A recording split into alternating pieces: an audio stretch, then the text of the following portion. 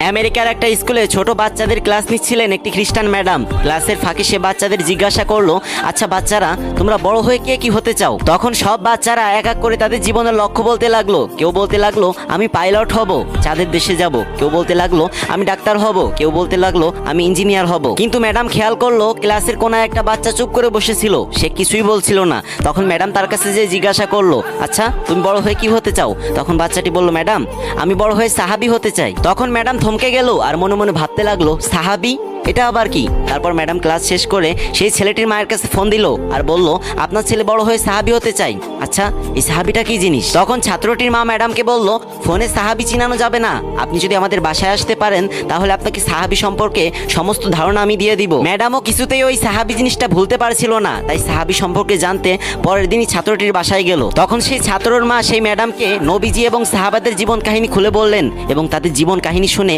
সেই খ্রিস্টান ম্যাডামটি ইসলাম ধর্ম গ্রহণ করলেন। কি কেউ সুবহানাল্লাহ বলবেন না?